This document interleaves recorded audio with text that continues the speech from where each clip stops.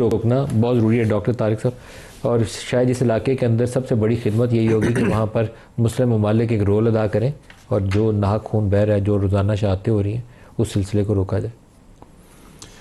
देखिए मलिक साहब, जो अभी मुस्लिम उम्मा में मैं समझता हूँ कि जो इस वक्त थोड़ी बेदारी नज़र आ रही है, और मैं पाकिस्तान और सऊदीया का जो दिफाई मुआहदा है उसका भी जिक्र करूँगा कि इससे इंशाअल्लाह ताला आइंदा आने वाले दिनों में मैं समझता हूँ कि चीज़ें बेहतरी की तरफ जाएंगी। और ख़ास तौर पे जो फ़लस्तीन है उसके मामले में भी, जिस तरह के अब ये आपको मुस्लिम ममालिक जितने हैं उनसे कंसर्न भी आपको सामने नज़र आ रहे हैं।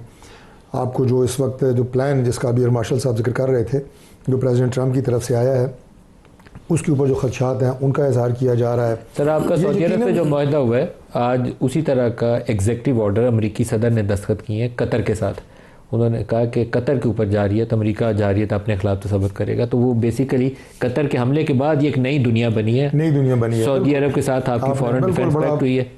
बड़ा अच्छा लफ्ज़ इस्तेमाल किया है कि ये नई दुनिया बनी है और मज़ीद नई दुनिया ये बनने जा रही है। उसमें मैं समझता हूँ कि फ़लस्तीन के लिए बहुत बेहतर से सिचुएशन जो है वो बनेगी। और ये सारे जो कंसर्न्स आ रहे हैं कि जी इस प्लान के तहत आप सिर्फ हमास को कहें, उसे डिसआर्म करें, और उसके बाद जो इसराइली ट्रूप्स हैं उनका इनखला जो है वो कैसे यकीनी बनाया जाए, उसकी क्या गारंटी है, ये सारी चीज़ें। फिर जो आप इंटरम सेटअप की बात करते हैं उसके खदोखाल क्या होंगे, जहाँ पे मुस्लिम ममालिक अपनी आर्मीज़ भेजने की बात कर रहे हैं।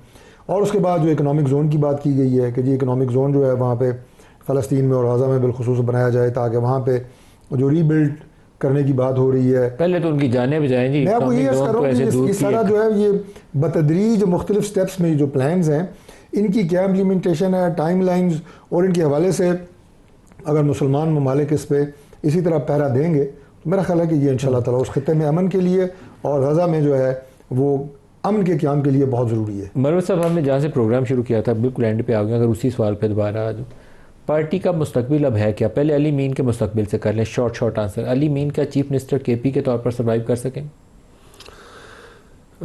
अली मीन खान और खान साहब, इन दोनों का बहुत पुराना साथ है और बड़ा उतार चढ़ाव आया है। खान साहब को जब उनके कान भरे जाते हैं तो उनके वसवसे पैदा हो जाते हैं। जो अली अमीन खान ने बयान दिया है, मुझे इसमें कोई शक नहीं है कि अली अमीन खान इतना बड़ा स्टेप खान के कंसेंट के बगैर उठा सकता था। और दूसरा ये है कि इसमें झुकाव भी वाज़ेह नज़र आ रहा है कि अली अमीन खान जो है वो बुशरा बीवी के हवाले से अपना पॉइंट ऑफ व्यू दे रहा है। मुझे अली अमीन खान की वज़ारत आला जो है फ़िलवक्त ख़तरे में नज़र नहीं आ रही है, क्योंकि पार्टी को उसकी ज़रूरत भी है और ख़ान जो है वो कायल है उसके बयानिए पे। कभी ऐसी स्टेज आई आपके ऊपर कि आपको चॉइस करनी पड़े कि आप इमरान के कैंप में हैं, अलीमा खान के कैंप में हैं कि बुशरा बीबी के कैंप में? नहीं, मैं तो ख़ान के ही कैंप में रहूँगा। किसी दूसरे कैंप में मैं न बनूँगा। मैंने हमेशा से इनकार किया लोगों को समझाने। किसको इनकार किया? मोहतरमा अलीमा खानम को इनकार। देखिए मैंने, उन्होंने क्या कहा था? देखिए जी, हर एक की ख्वाहिश होती है कि उनका ग्रुप बढ़े। ये जो अली अमीन खान ने बात की है कि जी वो तकसीम और 30 सेकंड है, छोटा सा जवाब। अलीमा खान ने आपसे कहा था कि आप उनके ग्रुप में आ जाए? जी, उनकी ख्वाहिश थी, उन्होंने इस हवाले से इज़हार किया था। तो फिर आपने क्या कहा? मैंने कहा मैं नहीं हो सकता हूँ। यही वजह है ना कि वो उन्होंने मुझे निकलवाया। और जहाँ तक पार्टी के फ्यूचर की बात आप कर रहे हैं ना, ये जो फैसले हो रहे हैं ना, जिस अंदाज में पार्टी चलाई जा रही है, ये पार्टी जो है ज़वाल की तरफ गामज़न है। और कोई जो बयानिए थे एहतजाज के, हौसले के और उम्मीद के, वो अब पार्टी मतरूक कर चुकी है। जलसा भी किया तो पेशावर में किया।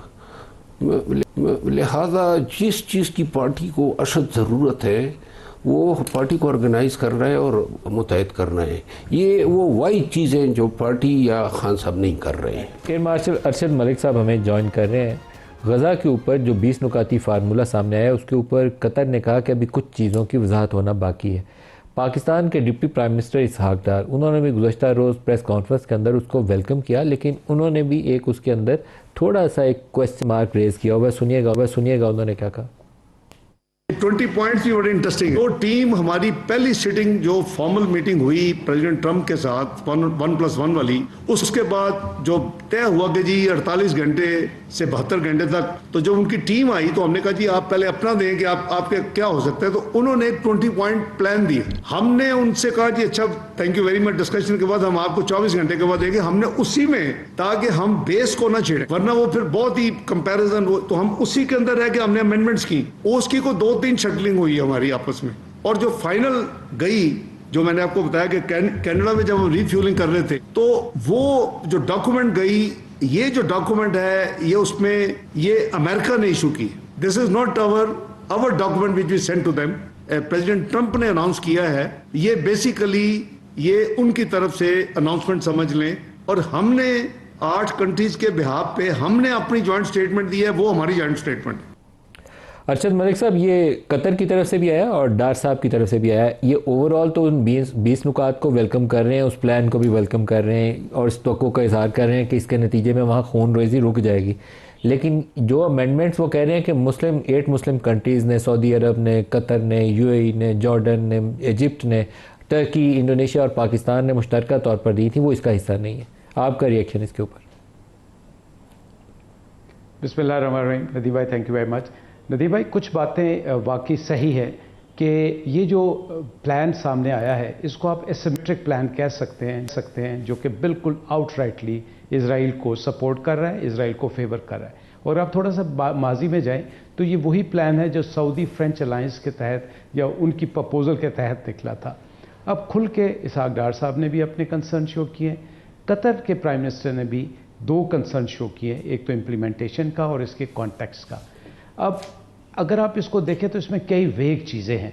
सबसे पहले तो टाइम टेबल का अगर आप देखें, इसहाक डार साहब ने तो इशारा फरमाया, लेकिन इसमें सिवाय 72 घंटों में रिलीज़ करने के कोई इम्प्लीमेंटेशन टाइम फ्रेम नहीं है।